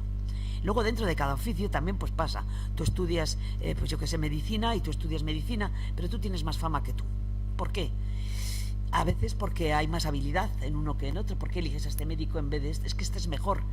Bueno, pues a lo mejor tiene más habilidad, o tiene más capacidad, o tiene más experiencia, o vete tú a saber qué, ¿no? Hay diferencias, pero bueno, eso ya es cuestión de cada uno. Lo que sí es cierto es que la última palabra lo tiene el lector, la lectora, que decide si este le gusta o este no le gusta. Luego llego yo, que soy como una pulga, y digo, pues esto... Aquí pone y va a ser que no. Aquí pone y va a ser que no. Aquí ha repetido 40 veces María. Pero bueno, eso ya son cuestiones mías. Pero no lo digo porque no, oye, cada uno que haga lo que quiera. Bien. ¿Ya he cumplido? ¿Cuántas horas has estado? 1 horita. Bien, ya. Ahí, Toti, de momento hay 3 preguntas. Vale, va. La primera, ¿para cuándo una historia de guerra, de gudaris, de resistencia, de la foto de Ya tu sé quién lo ha hecho. aita, Ya sí que lo ha preguntado. la foto de tu aita en el Aberriaguna de 1964, ¿puede ser? La foto de mi aita en muchas partes. La foto de mi aita llevando el féretro de José Antonio Aguirre en San Juan de Luz. La foto de mi aita en el Alto de Gastelumendi. La foto de mi aita en la cárcel de Santoña. Hay muchas fotos de mi aita, sí. ¿Sabes qué pasa? Que en todas estas novelas que escribo, que son cosas que me gustan y son cosas que quiero y que me gustan, por ejemplo, mi madre fue campeona de España de natación en el año 1945, la única y la primera campeona vasca de España en natación, en 100 metros libres. No he contado su historia y tendría que contarla, pero es demasiado cercana. Yo me involucro. No puedo contar la historia de mi padre sin involucrarme. Es que no puedo. Y a la hora de escribir prefiero mantener la distancia, es decir, sí, hasta cierto punto, pero sin pasarme, ¿no? En todo caso, escribiría de otro, no de mi padre, de otro que me inventaría para que hiciera lo mismo que mi padre, pero bueno, ¿qué le vamos a hacer? Sale en la novela de Y todos callaron, de alguna forma sale, porque el personaje, uno de los personajes, es un hombre de Ozaeta que acaba de salir de Santoña, o que ha estado muchos años en Santoña. Por ahí va la cosa. Aita estuvo condenado a muerte, después le rebajaron a 15 años o no sé cuántos, le pusieron una multa de 10.000 que le rebajaron a 5.000 pesetas, que debía ser una barbaridad, y luego, bueno, pues ya sabemos lo que pasaba, ¿no? Y encima se casó con mi madre, a la cual le llevaba 15 años y era nadadora, y no era la época en que estaban las piscinas separadas para hombres y para mujeres, bueno, los horarios de natación, y había que llevar una falda hasta la rodilla. Mi ama ni llevaba falda, ni desde luego nadaba con hombres, además viajaba con ellos, y la fama, pues os podéis imaginar. Ya solía decir ella, menos mal que tu hermano vino a los 11 meses, porque llega a ser 7 mesino y me la arma, ¿no? Me cuentan los meses y dice, esta se ha casado de penalti, ¿no? Sí, qué bonito, qué padres más majos tuve.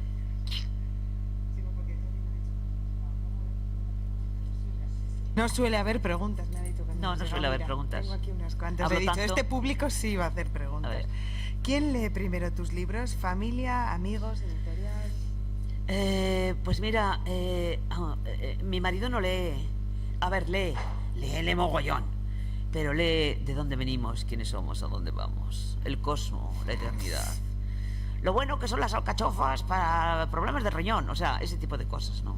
Los ejercicios, la telequinexia, la no sé qué. Pero las novelas es incapaz de leerlas, se duerme. Pero no con las mías, con cualquiera, ¿no? Dice que ya se las cuento yo, no es verdad, no es lo mismo que yo te cuente la historia que tú la leas, pero bueno. Y la primera que lee las novelas, fíjate tú qué cosas, es la persona que me ayuda en casa. Es una amiga que lleva conmigo 15 años y cuando estoy con una novela, todas las mañanas cuando llega dice, ¿cómo vamos? Y entonces tiene que leer lo que he escrito la víspera. Y a veces me dice, solo 3 páginas. Y digo, oye, esa es la primera que lo lee. Y después el editor.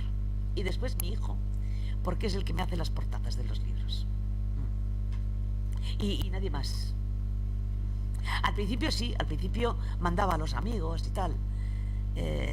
Ahora ya no.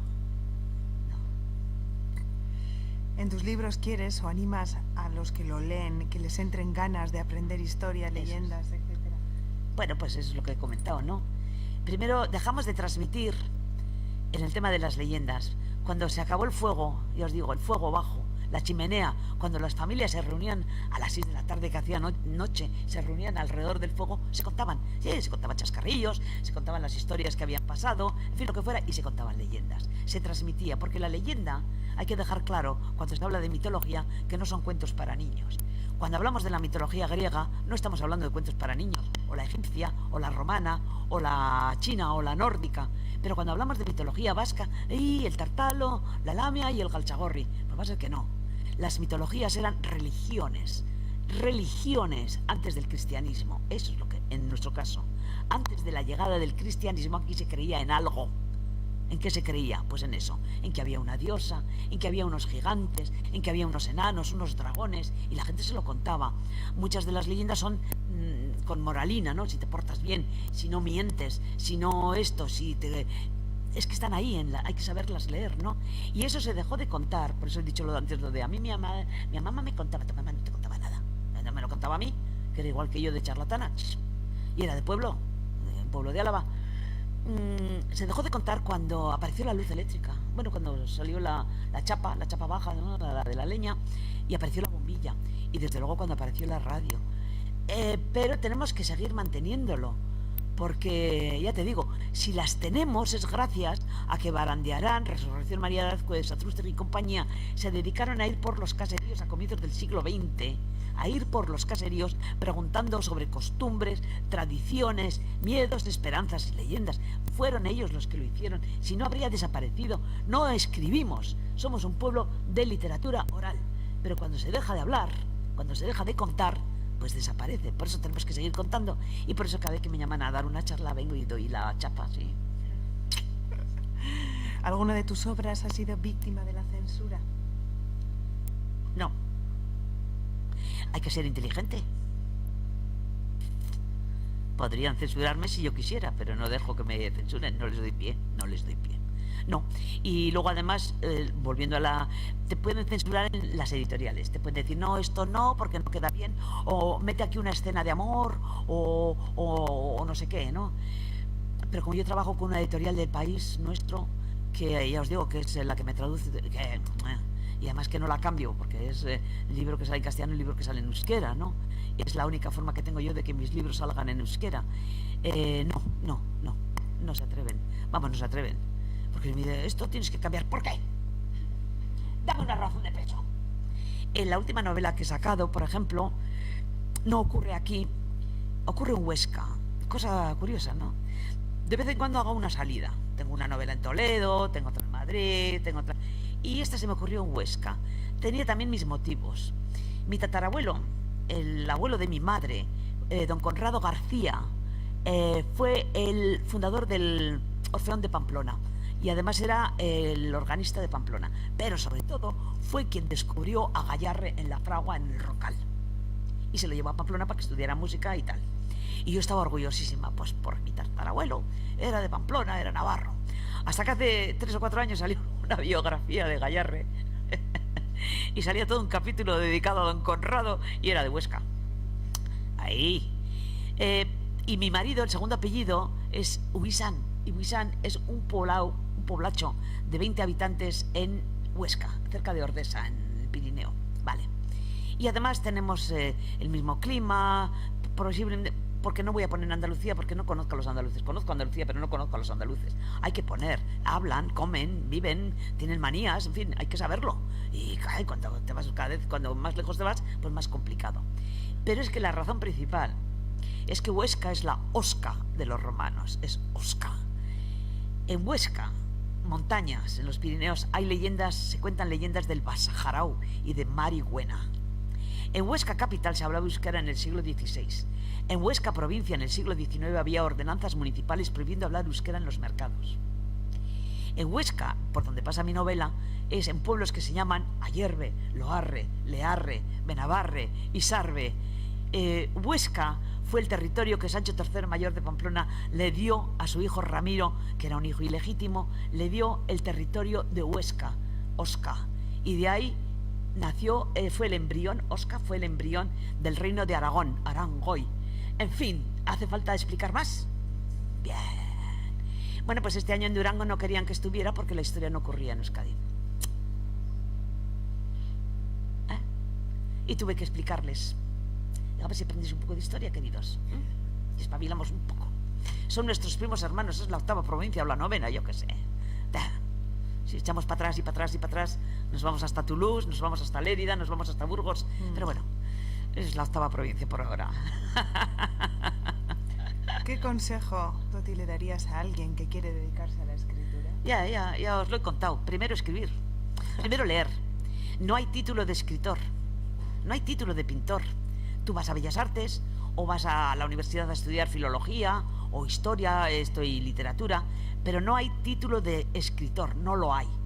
¿Cómo se aprende? Leyendo a otros. Esto, que no, esto, pues bueno, mira, me gusta cómo cuenta esta historia. Esto no, por favor, qué aburrimiento. O qué mal, o qué tipo de historias cuentan. Yo me he leído todos los clásicos, y cuando digo todos, los del 19. Es decir, Zola, Balzac, Víctor Hugo, a ver que me acuerde más, Galdós, Dostoyevsky, Tolstoy, en fin, me los he leído a todos. Y puedo decirte que a mí, y Dumas, y puedo decirte que a mí, puestos a escribir, pues soy del tipo del Conde de Montecristo. ¿Qué queréis que os diga?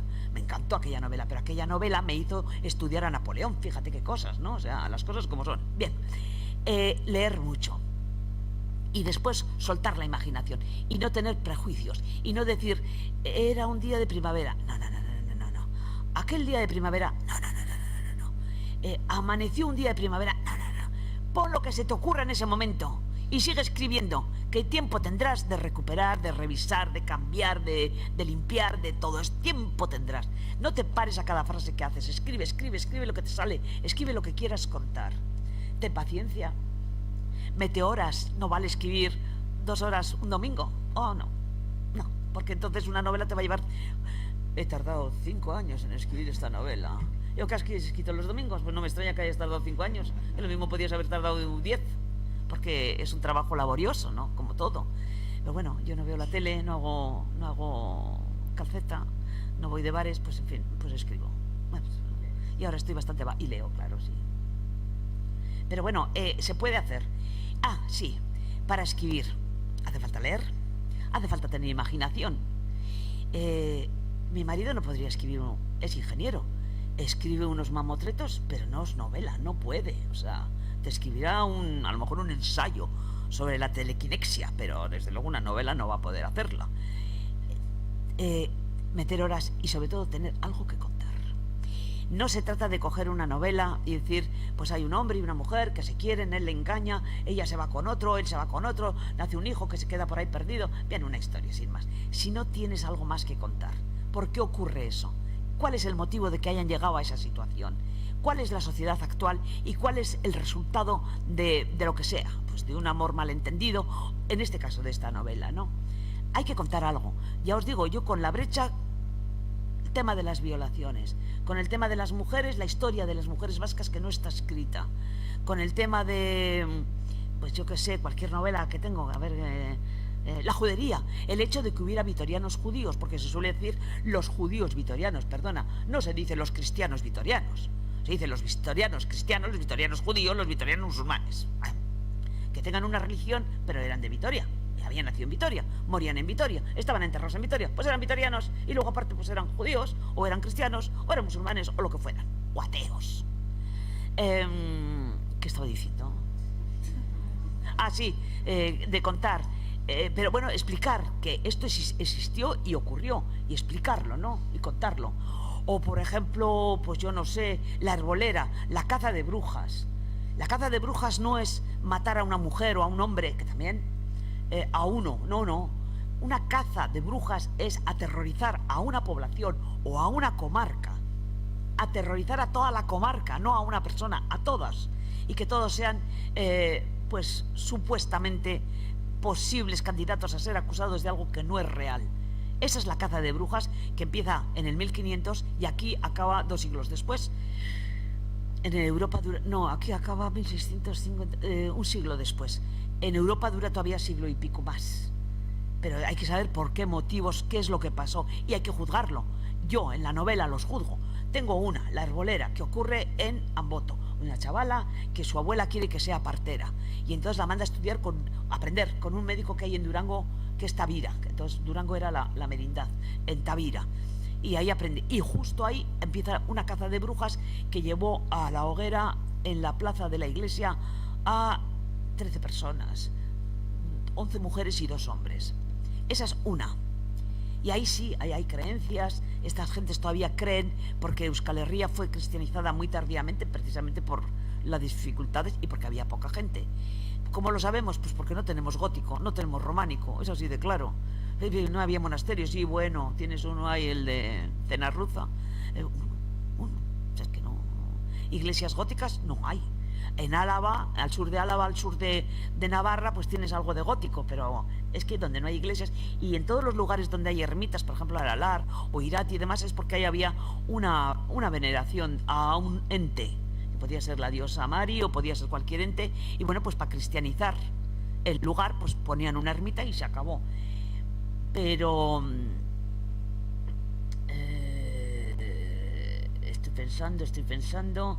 Pero tengo otra, por ejemplo, que es Hierba de Brujas, porque puse en el Facebook que empiezo con novela nueva. ¿Qué queréis que escriba? Oye, y por goleada, brujas. Bueno, pues brujas. En este caso busqué la caza de brujas en los valles del Pirineo. Roncari, Zaraitzu, o sea, Salazar, Aezkoa y Hierro, todo lo que es el Pirineo navarro. En 2 años, entre 1525 y 1527, 2 inquisidores civiles, uno de ellos consejero real, y eran 6 consejeros reales. Ya me dirás qué hacía un consejero real andando por los montes en pueblos de 150 a 200 habitantes buscando brujas. Algo más buscaba, y no eran brujas precisamente. Y ahí la portada además es morada. Hay una belladona ardiendo y pone hierba de brujas. Y cada vez que pregunto ¿de qué creéis que va? Todo el mundo me contesta, pues de brujas, de hechiceras, de ungüentos. Y digo, pues no, va de 2 desgraciados inquisidores civiles que se dedicaron a aterrorizar a la población y llegaron a matar a 200 personas. A 200. No a 11, ni a 10, ni a 4, a 200. Gentes de pueblos de 150 habitantes. Aquí 5, aquí 10, aquí 10, aquí 5. Hasta llegar a Orreaga, a Auritz, donde mataron a 5 delante de la iglesia. Donde quemaron a 5 mujeres, no, 5 mujeres y un hombre, o 4 mujeres y un hombre delante de la iglesia. O sea, bien, pues hay que contar esas historias. Y hay que decir que aquí los culpables no eran las mujeres que tenían las creencias antiguas, los miedos, las supersticiones. No. Eran 2 tíos, los 2 inquisidores. Pero os voy a contar. Para ser abogados los 2. Para ser abogado había que estudiar 9 años. ¿Dónde? En Salamanca, en Montpellier, en París. O sea, no en cualquier sitio. Había que saber latín y había que saber, por supuesto, romance castellano y además, pues, francés en este caso. Sabían leer y escribir. Es que el 85% de la población no sabía leer ni escribir. Tenían acceso a los libros. ¿De verdad que me vas a decir a mí que una persona tan preparada va a creer eso, lo que he dicho antes? Que andaba una mujer por ahí volando en una escoba. Yo, que necesito que me lleven y me traigan porque no conduzco, pues aquí con una escoba, fíjate. Hala, llévame para casa. Sería facilísimo y comodísimo. O los poderes de la época ya se hubiesen patentado y se hubiesen quedado con la escoba. Pero creer, les acusan a estas mujeres, principalmente mujeres, que simplemente están apegadas todavía a las tradiciones. ¿Por qué se han mantenido las leyendas hasta finales del siglo, hasta comienzos del siglo XX? Pues ya os digo, porque esta tierra fue cristianizada muy tardíamente. Pues ya me contarás en el siglo XV, en el XVI, las historias que se contaban. Aiseco, Gaueco, Inguma, Mari. Pues claro que se creía. En Asteasu, antes de la guerra civil, en Asteasu, la gente de Asteasu con el párroco subían a Murumendi, que es una cueva, una de las cuevas de Mari. Y ahí ponían un altar. Un altar. Hacían una mesa y luego hacían romería. Yo pregunté, pero ¿hacían una misa por qué? O sea, y dice, porque iban a rogar para que las cosechas fueran buenas. Y digo, ¿a quién? Hombre, pues a Dios, a la Virgen. ¿Así? ¿En la cueva? ¿Por qué no lo hacían en la iglesia? Pues porque en la cueva lo habían hecho sus padres, sus abuelos, sus tatarabuelos, sus tatarabuelos y todo lo demás. ¿Que había cambiado? Pues había cambiado. Que ahora las creencias ya no eran paganas, eran cristianas. Daba lo mismo. El lugar siempre estaba ahí y ahí se iba y ahí se subía. En fin, ese tipo de cosas.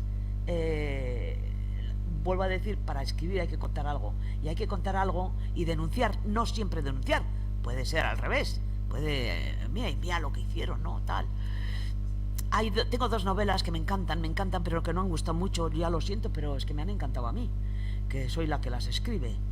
La gente no lo ha entendido. Una se llama Enda y la otra se llama Itún. Las 2 son así de gordas. Pensaba haber hecho 7, porque la idea fue ser la Homero vasca. ¿Y de qué vas? Cuando Homero escribe la Ilíada y la Odisea, se basa en una literatura oral porque no hay absolutamente nada escrito sobre la guerra de Troya. Nada. Es decir, que a él le llegó, pudo llegarle porque ocurrió. Aunque sabemos que ocurrió en el siglo XIX porque aparecieron las ruinas de Troya. Lo demás se creía que también se lo había inventado Homero. Pero bueno, era fácil, el Bósforo, sitio de paso entre Grecia, Oriente y demás. Bueno, pues un sitio para robar o para hacer pagar a los barcos, para lo que fuera. Hubo una guerra, eso es real, entre griegos y troyanos, real. Todos los personajes de la Ilíada y la Odisea están inventados. Ni Aquiles, ni Ulises, ni Agamenón, ni Menelao, ni Helena, ni Príamo, ni Héctor, ni Paris. No existieron. Se los inventó Homero y su gente, que este hombre era ciego y debía tener una escuela y escribía, ¿no? Se los inventó. Lo que no se inventó fue a los dioses, no se los inventó, porque los griegos de la época creían que había un Parnaso, que estaba un Olimpo, que estaba Zeus, Hera, Apolo, que había krakens, que había sirenas que engañaban a los marinos y los hundían en sus barcos, ¿no? Eso sí que creía la gente. Así que dije, pues voy a hacer yo mismo, yo la Homero vasca. Homericoa, Homericoa. Y voy a hacerlo con nuestra tierra. Y empecé con Enda, Endatu, Endalur, la tierra del origen. No tenía nombre esta tierra, no tenía nombre. Tenían nombre las tribus tenían nombre. La tierra no tenía. No se sabe ni dónde empezaba ni dónde acababa. Eran tribus que tenían en común la lengua, o parecido, o similar, las creencias, las formas de vida y, por supuesto, el enemigo. Lo tenían en común. Y aparte de eso, cada tribu vivía a su bola, cada tribu defendía su territorio, sus terrenos, sus bosques, sus ríos, y se peleaba con la tribu de al lado. Eso también es verdad, vale. Dije, pues muy bien, me creo yo mi territorio, Enda. Y además, voy a utilizar las montañas sagradas, 7 montañas. Ori, Aralar, Chindoki, Gorbella, Amboto, Aizgorri y Aratz. Y en cada una voy a poner una historia. Y voy a hacer como Homero. Y además vamos a ganar todas las batallas, que ya está bien de que solo hayamos ganado una, la de Orreaga. Pues resulta que en la gran enciclopedia de Doña Mendi, leyendo, que ya digo que leo, los primeros libros son de historia, ¿no? Y ahí hay una frase que decía, en el año 584, el duque Bladastes del rey Gontrán de los francos bajó a Baskonia y su ejército fue derrotado y desperdigado. Pone Baskonia porque el que escribe esa frase es un fraile del siglo VIII, que para entonces ya existía el ducado de Baskonia, pero en el siglo VI no existía el ducado de Baskonia. Esto también hay que aclararlo, ¿no? Total, que digo, genial, pues ya está. O sea que el duque Bladastes fue destruido en la zona de Suberoa, el Ori. Y empieza la novela en el Ori, luchando contra los francos y ganándoles, claro. Y ahí aparecen las cuevas con sus dragones, la diosa. Pero la diosa no aparece con cara, que eso es una manía que tenemos de ponerles caras a los seres del otro mundo. Pues no tienen cara, no se les... Bien, los gigantes, los enanos si quieres, pero la diosa, ¿alguien le ha visto la cara a Dios? Nadie. Entonces es un ser que cada vez que quiere interactuar con los humanos se mete en el cuerpo de una humana para que hable, se mete y habla a través del cuerpo de la humana, pero ella nunca se le ve. Y entonces ella tiene el Ori como morada. Luego, la segunda novela, dije, bueno, pues ahora nos vamos con los godos. Los francos bajaron, los godos bajaban primero, los francos bajaron detrás, expulsándolos de las Galias, atravesaron los Pirineos y se fueron a Toledo. Aquí se quedarían 4. Algunos se quedó en Pamplona, por esa zona, pero poco. Pero luego resulta que los francos querían seguir bajando y entonces los godos volvieron a subir desde Toledo. Y volvieron a subir. Y cada 2 por 3 aparecen las crónicas. Venció a los vascones, pero no los había vencido ya. Y otra vez. Vale, dije, estupendo. Segundo, los godos. Y cogí Aralar y Chindoki. Y luego pensaba musulmanes en Gorbella, vikingos en Amboto, y Aizgorri y Aratz, pues ya pensaría. Pero me he quedado en esos 2 porque son gordos, la gente no los lee. Porque digo, ¡ay, dragones! Y luego me estás presumiendo que has leído la Ilíada. Vale. Y en la Ilíada no aparecen gigantes, serpientes marinas y demás, ¿no? Vale, pero lo mío, claro, como es lo mío, pues no, pues bien, pues ala, ahí se queda. Me encantó. ¡Wow! Cómo me encantó. A lo mejor me animo. Me voy... Y la idea era eso, ¿no? recrear esta tierra con sus creencias, sus luchas, sus modos de vida cuando no tenía nombre, antes de que aparezca el nombre de Ducado de Baskonia, antes, en el siglo VIII. O sea, era del siglo VI, del finales del siglo VI al siglo VIII, 2 siglos, y ahí iba a contar toda esa historia. Pero me he quedado en esas dos. Es que ricasco, Toti, ez dago galdera. Tenemos que cerrar. Ez dago galdera gehiagorik, no sé si alguien tiene alguna otra pregunta. La pues sí, Toti sí fue reconocida por esta cosa en 2008. Ciertamente, ciertamente. Fue premio Fundación Sabino Arana. Sí, pero no es un premio literario, No, es un no es premio un de amor, premio literario, que es sí. los que llamo yo, un premio de reconocimiento amoroso. Pero literario, no. No fue literario, pero bueno, sí un premio de reconocimiento. Un poco Que agradezco enormemente, que en casa andan diciendo a ver quién se queda con la medalla cuando yo no esté, con la moneda. Y digo, el que se porte bien. Y te pito gorgorito.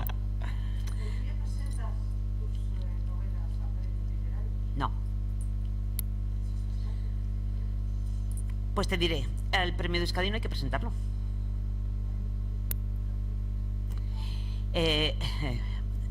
No estáis grabando, ¿verdad? No estáis grabando, ¿no? No estáis grabando. No grabéis, por favor. Es personal, ¿eh? El premio Planeta me lo han ofrecido 3 veces. Y la tercera vez estuvieron en mi casa y les di de comer. Y les pregunté qué me ofrecían, que no tuviera. Y me dijeron que público, o sea, lectores. Dije, eso sí, ciertamente. ¿A cambio de qué?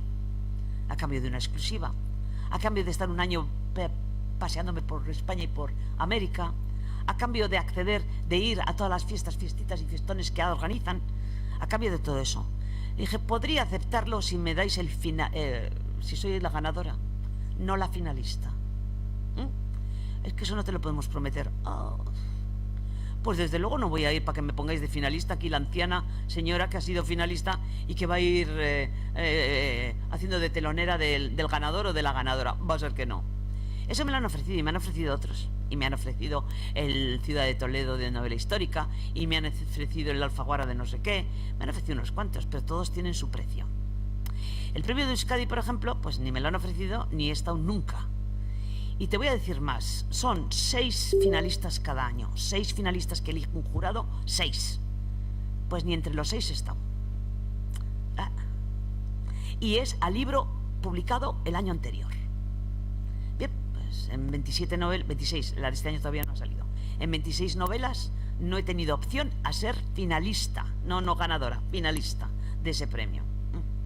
El premio Cervantes no hace falta presentarse. El premio nacional de literatura no hace falta presentarse. Te tiene que presentar alguien, yo que sé quién, pero tampoco me interesan demasiado, la verdad. Las cosas como son, las cosas como son. Lo sé, ese es mi premio. Ese es mi premio. No, ese es mi premio. Porque yo pago autónomos cada mes. Y no estoy jubilada porque entonces no podría vender libros. O sea, no podría cobrar. Y cuando de vez en cuando me pagan, me suelen decir, oye, ¿cómo hacemos esto? Bueno, de una charla, una cosa, o voy a un sitio. Oye, te pagamos, ¿cómo lo hacemos? Porque estarás jubilada. Yo, estará tu abuela. Porque yo soy mi jefa. Me tengo que echar a mí misma, me tengo que despedir. Venga, despídete, que te jubilo. Y no me he jubilado todavía. O sea que pago mis autónomos, pero es que también vivo de eso. Bueno, y de la pensión del Alberto, claro. Y de que tenemos la casa pagada, que los hijos están emancipados, que no tenemos muchos gastos, que no vamos de vacaciones. En fin, hay una serie de cosas. Pero sí que cobro. ¿Y por qué cobro? Porque vendo. Es decir, si no, no vendería. ¿Y por qué me cuidan tanto en la editorial? Porque vendo. ¿Pero por qué vendo? Porque son, ya os digo, 27 novelas. Porque es dale que te dale, y a ti te gustará esta y no te gustará esta, pero a lo mejor te gusta la siguiente. Y también tengo otro hándicap, que las primeras novelas, eso lo digo para los que vayáis a escribir, pues tenían esos errores que os comento de comas, de erratas, cosas por el estilo. Y entonces los críticos literarios, o los que fueran, pues pensaron que era eso, literatura de mujeres para mujeres, y no me han vuelto a leer. Entonces no me han dado una segunda oportunidad. Con esta última novela, la de El Maizal, la que ocurre en Huesca, es la historia de 4 mujeres, abuela, madre, hija y nieta, a lo largo de un siglo, entre 1852 y 1965, lo que he tenido que buscar, porque cómo se pasa del abrevadero al grifo en casa. cómo se pasa de la vela a la luz, cómo, cómo se viaja, qué se come, en esos pueblos, en Alerre, en Benavarre y demás. Bien, pues todavía he tenido el valor de hacer una apuesta conmigo misma, porque escribir siempre la misma novela, qué aburrimiento, ya sé hacerlo. ¿Y de qué va la apuesta? Pues de que no hay ni un solo diálogo. No hay ni un solo diálogo en toda la novela. Es todo seguido. Y yo te estoy contando una historia de esta mujer. Y además no es primer capítulo la abuela, segundo... No. La abuela vive cuando la nieta nace, o sea, o la bisnieta. Yo conocí a mi bisabuela, o sea que... Es contar toda la historia. Cuando llevaba 30 páginas, digo, ahí va, si no he puesto ningún diálogo, pues tendré que poner. Y digo, vamos a apostar, a ver si soy capaz. Y me ha llegado a decir gente, joder, me ha encantado la novela. Yo me alegro. ¿Y qué te ha parecido que no hubiera diálogos? ¿Cómo que no hay diálogos? Claro que hay diálogos. No hay diálogos. Que sí hay diálogos. Irse a su casa y llamarme por teléfono. No hay diálogos. Pero yo los he leído. Digo, eso es lo que es. En fin, cada libro es una apuesta. Porque escribir la misma novela. Hay autores que siempre escriben lo mismo. Si has leído uno, empiezas a leer la segunda y dices, ya sabes cómo va a acabar. Y en efecto. Pero yo intento ser diferente. Y metí, por ejemplo, escribí la de la editorial, esa la de lo que es el mundo literario, lo que es el mundo editorial, basándome en la premisa de el abuelo monta el negocio, los hijos lo mantienen y los nietos se lo cargan. Estoy contando una realidad, la de mi familia. Solo que poner pirotecnia, lecea, Vitoria iba a dar muchas pistas. Así que dije, yo qué sé de empresas y no sé nada. Pues es que no sé nada. Pero sé de editoriales. Digo, pues vale, pues venga, una editorial y en Bilbao. ¡Hala! Así los de Vitoria que sé. Pero ahí sale eso, como los padres, los abuelos de un almacén de libros sacan una editorial, como los hijos mantienen esa editorial y como los nietos se la cargan, o sea, se la gastan, como no han trabajado nada y encima se gastan la editorial. Y de paso pues le metí a una tía a la que no le tenía ninguna simpatía. Y a un primo que tampoco le tenía ninguna simpatía. Me saqué pero bueno, con otros nombres y otras cosas, ¿no? Y de paso hicimos turismo por Gautegui Sarteaga, por Guecho y Bilbao, por supuesto. Y un pueblo que no he puesto el nombre porque es que todo el mundo se da por aludido, porque es Larrabecho, claramente, ¿no? O sea, tiene un palacio en la plaza, pues ya, no sé, habrá más, pero bueno, concretamente lo tiene. Bien, pero lo que venía a contar era eso, cómo pasa el negocio. Los abuelos lo curran, los hijos lo mantienen, algunos lo levantan, pero por lo general lo mantienen, y los nietos es que lo venden, se lo cargan, se lo gastan. Es que no hay manera, pero puede ser un almacén de vinos, o puede ser un ultramarinos, o puede ser una fábrica de cualquier cosa, es así. Es decir, contar algo, no denunciar, no estoy hablando, no voy a denunciar, no. Contar algo que pueda... Por ejemplo, tengo otra que se llama... ya voy a callar, Llanto en la tierra baldía. Llanto en la tierra baldía. Ocurre en Badajoz. Y me diréis, ¿y por qué ocurre en Badajoz? Y digo, porque no sabéis la cantidad de vascos cuyos padres y abuelos eran de Badajoz, coña, o de Extremadura. Hay que contarles a esos también, ¿por qué están aquí? Nadie deja su casa por gusto. Nadie deja su casa, su pueblo, su familia por gusto. Nadie. Si se deja es porque no les queda más remedio. Y aquellos, que también ocurre en la época de la Guerra Civil, es que no es que quisieran marcharse, es que los llevaron, los trajeron a la fuerza, porque resulta que el gobierno de José Antonio, cuando tuvo que marcharse para Santander, le pidieron a José Antonio Aguirre que quemaran las fábricas, ¿no? Que el enemigo, o sea, cuando huyes, ¿cómo es? Rompes el puente, ¿no? ¿Cómo es? Tierra quemada para que el enemigo no pueda aprovecharse. Sin embargo, el gobierno vasco de la época decidió que no, que la gente tenía que vivir, que no podían destruir las fábricas porque luego a ver qué pasaba. Y mantuvieron las fábricas. Pero cuando llegaron los franquistas se encontraron que las fábricas funcionaban. ¡Ay, les vino de cine! ¿Pero qué pasaba? Pues que los hombres, los obreros, pues que no había obreros, porque unos estaban presos, otros estaban exiliados, otros estaban en la cárcel, faltaban gente, para las minas faltaba gente y faltaba gente para los talleres, para las fábricas. ¿Y qué hicieron? Traerse extremeños, gallegos y andaluces a la fuerza. Y los llevaron a las minas y los llevaron a las... Eso también había que contarlo. Y bueno, pues mi personaje empieza allí en Badajoz y un hijo de ese acaba aquí. Que es lo que... En el centro extremeño me dijeron que les había gustado. Gracias. Que a veces... con lo de los premios otra vez, ya no me ofrecen ningún premio de estos, de los de pelas, porque no soy rentable. Ya no soy rentable. A mí me puede dar un jamacuco pasado mañana. Estoy en la edad peligrosa, es verdad.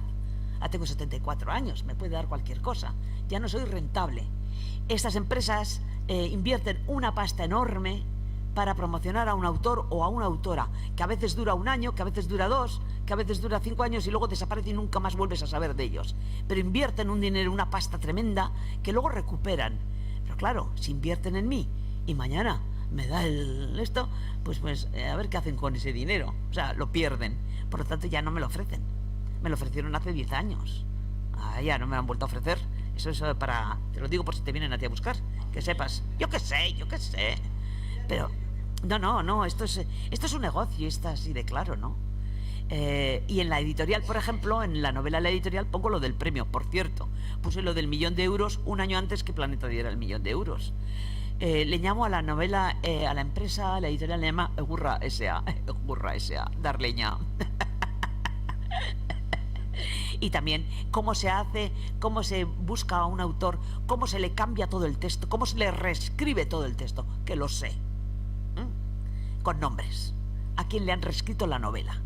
Eso sí, premio, ¡wow! 1.000.000 de ejemplares vendidos. Y claro, yo 5 millones, te jode. O sea, no vendes 1.000.000 de libros en España y sus colonias, ni loca. Pero, total, poner 100.000, 500.000, 800.000, total es un cero más, ¿no? Sin más. Y como se da a dedo. Y os lo digo, para que sepáis. Cuando a mí me ofrecieron ese premio, me vinieron en enero y en febrero. El premio se da en noviembre. Y en noviembre te dicen que han recibido 500 originales y que ha costado mucho decidirse, cuando ese premio está dado en enero y está firmado con un contrato.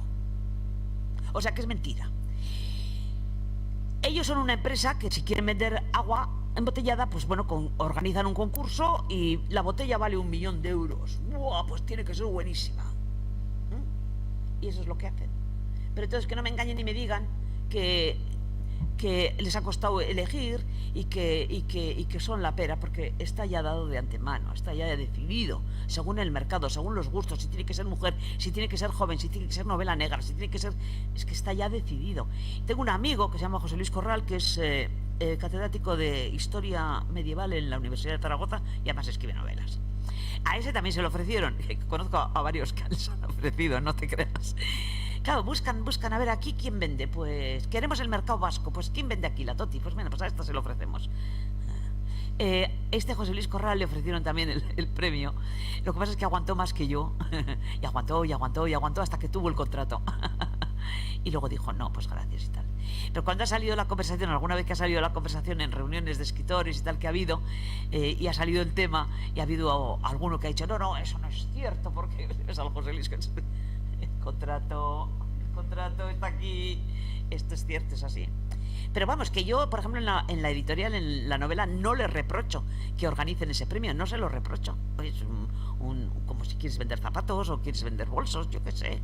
Lo que sí les reprocho es que mientan y que digan que ha costado muchísimo elegir cuando ni se han molestado en leer los originales que han recibido.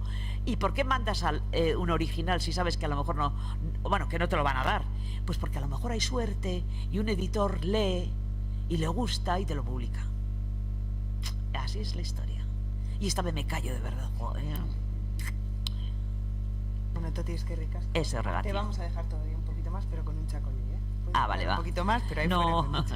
Vale. Bueno, es que ricasco guztioi etortzeagatik, eta hurrengora arte. Es que